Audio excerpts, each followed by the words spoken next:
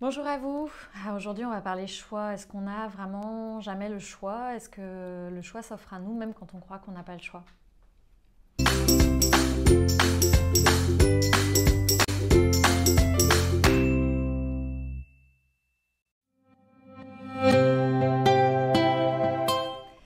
Ça, c'est une sacrée question. La notion de choix, c'est un truc avec lequel je me suis bataillée quand même pendant des années. Et je crois que je commence à avoir quelques éclairages là-dessus. Et du coup, j'avais vraiment envie de vous le partager. Et la première expérience que j'avais envie de vous partager, c'était l'expérience d'un de mes patients que je suis allée rencontrer l'autre jour.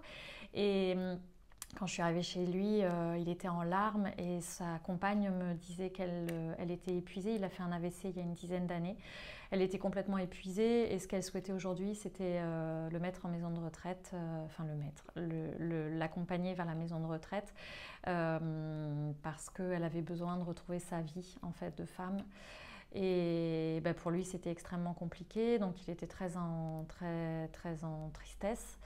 Et après la séance d'après, quand je suis revenue, en fait, j'ai rediscuté avec lui et on allait se balader sur les croyances, les points de vue qu'il avait sur la maison de retraite. Et à un moment donné, je lui ai dit, mais quel choix vous pouvez être et faire, vous, dans cette situation qui vous donne l'impression de ne pas avoir le choix? Puisqu'effectivement, en apparence, il n'a pas le choix, il doit aller dans cette maison de retraite.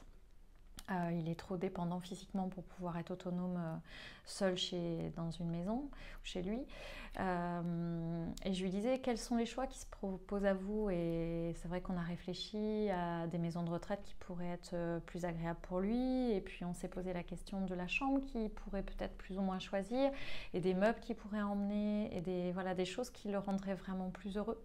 Et je suis repartie et il était tout sourire. Donc c'était vraiment, même dans des situations où on a le sentiment de ne pas avoir le choix, quel espace on s'offre à l'intérieur pour continuer à être nous-mêmes. Et ça, c'est quelque chose que je propose souvent aux enfants. Ils n'ont pas le choix de la maîtresse du maître qu'ils ont. Ils n'ont pas le choix forcément de la scolarité qui se présente à eux. Mais à l'intérieur de ce décor-là, qui peuvent-ils être et quels choix peuvent-ils faire pour continuer en fait à resplendir qui ils sont? Alors parfois, ça semble être compliqué et on a l'impression que l'extérieur nous limite.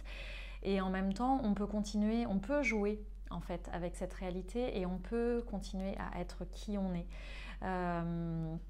Et les enfants, ils comprennent très très bien ça et je les invite vraiment à jouer en fait avec la réalité, à comprendre les règles, à jouer avec et continuer à être eux-mêmes en fait. Et quel choix on peut être et faire, quelle que soit la situation. Et même quand on a le sentiment d'être dans le non-choix, peut-être est-ce qu'on peut juste accueillir comme un choix entier d'être dans ce non-choix. Et l'invitation aussi, c'est quelles pensées, quelles croyances, quelles émotions nous traversent à chaque instant. C'est vraiment cette idée d'être dans l'observation en fait de ce qui nous traverse. Et à chaque instant, on a le choix de continuer à nourrir cette pensée, cette émotion, cette croyance, ou alors de la laisser partir et de choisir autre chose. Donc, quelle pensée vous traverse dans cet instant? Est-ce que cette pensée vous convient? Est-ce qu'elle est nourrissante? Est-ce qu'elle vibre avec qui vous êtes? Est-ce qu'elle vous appartient? Et si ce n'est pas le cas, vous pouvez, une fois que vous l'avez regardée entièrement, la laisser partir et faire le choix d'inviter une autre pensée qui vous convient et qui est plus en résonance avec qui vous êtes. Quelle émotion vous traverse dans cet instant? Est-ce qu'elle vous convient? Est-ce qu'elle est à vous? Est-ce qu'elle est nécessaire? Est-ce qu'elle est requise dans cet instant? Et est-ce qu'elle a un message à vous délivrer? Et une fois que vous avez observé tout ça, vous pouvez aussi la laisser partir et choisir une émotion qui vous convient vraiment. Donc, quelles sont les possibilités infinies qui s'offrent à vous dans ces espaces de choix? Et partout où vous pensez ne pas avoir le choix, est-ce que vous pouvez aussi aller rencontrer ces espaces-là et aller observer dans toutes ces limitations tout ce que vous allez pouvoir créer une fois que vous les aurez regardés et vus?